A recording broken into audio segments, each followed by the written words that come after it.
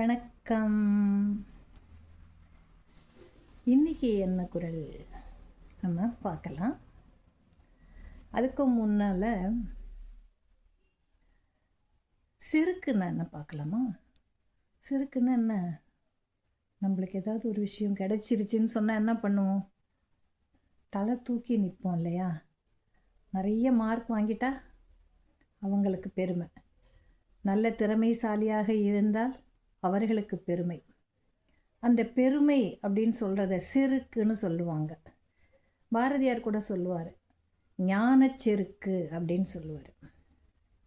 அதாவது ஒரு விஷயம் நம்மளுக்கு நல்லா தெரிஞ்சுதுன்னு சொன்னால் அதற்குரிய கர்வம் அவர்களிடம் இருக்கும். இப்போ வள்ளுவனார் படைச்செருக்குன்னு ஒரு அதிகாரம் சொல்கிறார். படையில் என்ன செருக்கு இருக்க முடியும் அப்படின்னா, ஒரு நாட்டின் படைகள் அந்த நாட்டை பாதுகாப்பதற்காக ஏற்படுத்தப்பட்டது. அந்த மாதிரி இருக்கிற அந்த படைகள், என்கிட்ட இவ்வளவு படைகள் இருக்கின்றன, இத்தனை வீரர்கள் வீரமானவர்கள் தங்களுடைய வீரத்தை வெளிக்காட்டுவதற்காக பல்வேறு விதங்களிலும் அப்படிங்கிறது இருக்குது. இதை நம்ம சாதாரணமாக பார்க்கலாம். நம்மளுடைய குடியரசு தின அணிவகுப்பில் பார்த்தோன்னா அந்த பரேடு போகும் இல்லையா, அணிவகுப்பு. அப்போ நமக்கே மெய்சிலுக்கன் இந்திய நாட்டின் படைகள் இவ்வளோ இருக்குது அப்படின்னா அதை பற்றி தெரியாத நமக்கே என்ன வரும்? தலகணம் வருது, சந்தோஷமாக இருக்குது. அது மாதிரி அந்த படைகள் நல்லா இருக்கிறதுனால படைச்செருக்கு அப்படின்னு சொல்கிறது அது தவறு கிடையாது. இதில் ஒரு குறள் உங்களுக்கு வருது. என்ன அப்படின்னு பார்க்கலாம். எப்படி இருந்தால் இந்த கர்வம் நமக்கு வரும்? கான முயல் எய்த அம்பினில் யானை பிழைத்த வேல் ஏந்தல் அரிது. கான முயல் எய்த அம்பினில் யானை பிழைத்த வேல் ஏந்தல் அரிது. என்ன இதனுடைய பொருள் என்ன? கான முயல் எய்த அம்பு. காட்டுக்குள்ளே ஒரு முயல் ஓடுதுன்னு என்ன பண்ணுவோம்? ஓடி போய் நம்ம பிடிப்போம். அதை வீழ்த்துறது ஒரு பெரிய விஷயம் கிடையாது. அது வீழ்த்துறது பெரிய விஷயம் இல்லை.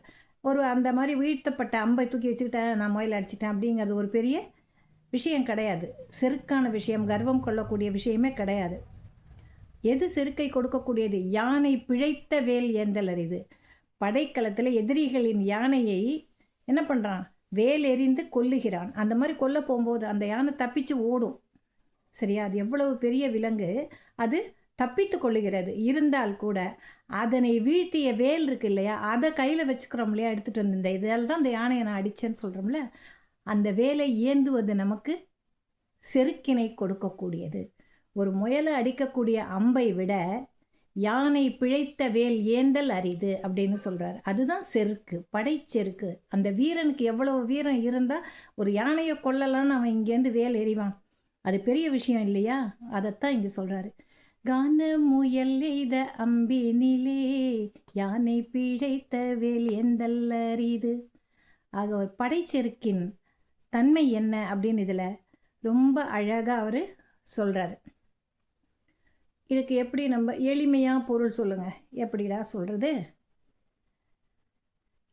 முயலை வீழ்த்திய அம்பை எடுத்துக்கொண்டு பெருமை பேசுவதை விட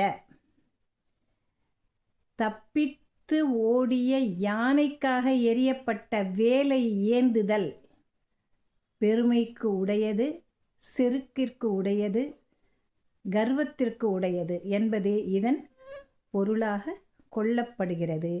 இதுவே படைச்செருக்கின் தத்துவமும் ஆகும். நாளை பார்க்கலாம். நன்றி.